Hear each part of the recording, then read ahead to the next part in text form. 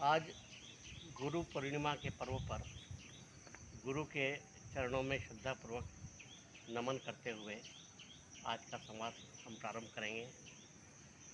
देते विद्या का दान, अंधेरा हरते जो अज्ञान का, करते हम आज नमन उनको, यह दिन उनके सम्मान का। वाणी में जिनके वंदन, चिंतन में जिनके चंदन है, उनके पूज्य चरण कमलों में भाव भरा अभिनंदन है। रावण की सभा चल रही है और सभी सभासद बैठे हैं। उसी समय समाचार प्राप्त होता है कि वानर भालुओं की सेना सागर के इस पार आ चुकी है। तब रावण ने अपने मंत्रियों से कहा कि आप उचित राय दीजिए।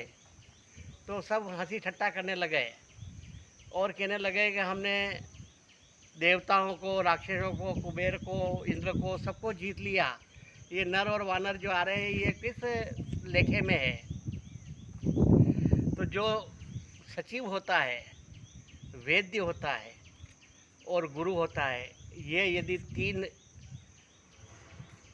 भय की आशा में प्रिय बोलते हैं कि हमारा अहित नहीं कर दे, इसलिए हमें इन्हें नाराज़ नहीं करना चाहिए, तो राज्य का भी नाश हो जाता है, धर्म का भी नाश हो जाता है और शरीर का भी नाश हो जाता है। बैठे उस सभा खबरियस पाई, सिंधु पार सेना सब आई।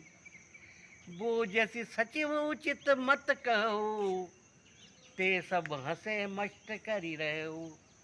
जिते चराचर तब शम नाई, नर वानर के लेखे माई। सचिव वेद गुरु तीन जो, प्रिय बोलई भयास। राज धर्म तन तीन कर, होई बेग हीना।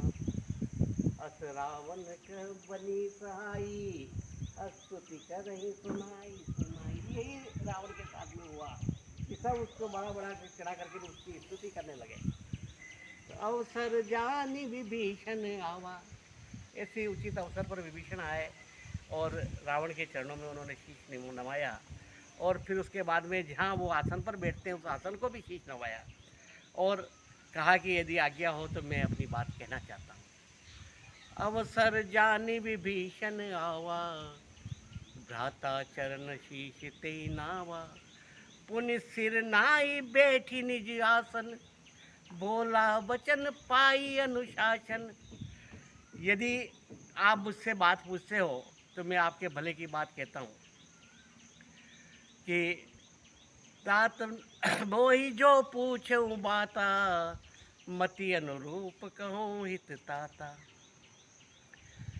यह पर नारी का जो मुँह है, इसे आप जो चौथ का चंद्रमा नहीं देखा जाता है उस तरह से आपको नहीं देखना चाहिए। जो आपन चाहो कल्याणा, सुजस सुगति शुभगति शुभगनाना। तो पर नारी लीलार गुसाई, तजऊ चौथी के चंद की नाई। 14 भवन एक पति होई, भूत द्रोह तिष्ठई नहीं कोई। तात राम नहीं नर भूपाला, भुवनेश्वर का लहु कर काला। यह राम जो है ये कोई साधारण राजा नहीं है, ये काल के भी काल है और भुवनेश्वर है, प्रभु विष्णु के अवतार हैं। काम क्रोध मद लोभ सब, नाथ नरक के पंथ। सब परिहरि रघुवीर ही, भजऊ भजई जय संत। अब विभीषण सभी प्रकार से उनको समझाते हैं कि काम क्रोध मद लोभ ये सब नरक के रास्ते हैं, इसलिए इन्हें छोड़ दो और उन्हीं भजन करो जिन्हें संत लोग जिनका भजन करते हैं। इस प्रकार विभीषण के कहने से वह रावण नहीं मानता है और माल्यवंत जो है वो भी उनका सचिव है, वो भी उनको समझाता है। माल्यवंत अति सचिव सजाना, तासु बचन सुनी अति सुख माना। तात अनुज तव नीति विभूषण, सोई उर धरहु जो कहत विभीषण। तो उन्होंने कहा है रावण ने कि तुम दोनों इन दोनों को दूर क्यों नहीं कर देते हो, ये मतलब कि मेरे दुश्मन की बड़ाई बढ़ चढ़ करके कर रहे हैं। तो माल्यवंत रह गए बहोरी, माल्यवंत तो अपने घर चला गया। कहत विभीषण पुनि कर जोरी, फिर विभीषण ने हाथ जोड़ के कहा कि सुमति कमति सबके उर रही, नाथ पुराण निगम अस कहीं, जहाँ सुमति तह संपत्ति नाना, जहाँ कुमति तह विपत्ति निदान। सुमति और कुमति सबके हृदय में रहती है। जहाँ सुमति है वहाँ बहुत संपत्ति है, जहाँ कुमति आ जाती है वहाँ बहुत विपत्ति आ जाती है। तब और कुमति विधि विपरीता, हित अनहित जान और प्रीता। तेरे मन में जो कुमति बस गई है और तुम अपना भला और बुरा नहीं समझ रहे हो। तो रावण बहुत गुस्से में हो जाता है और खिसिया जाता है और कहता है कि बेग न धरऊ मूर कर प्राणा, इसके प्राण क्यों नहीं हर ले हो। जियत सदा सट मोहि जियावा, रिपुरन पक्ष मोड़ तो ही भावा। कहो सूर कवन जग माई, भुजबल जाहि जिता में नाही। मम पुर बस तप सिन पर प्रीति, सटते ही जाई कहूँ तह नीति। ऐसा कौन सा शूरवीर है जिसे मैंने पराक्रम से परास्त नहीं किया हो।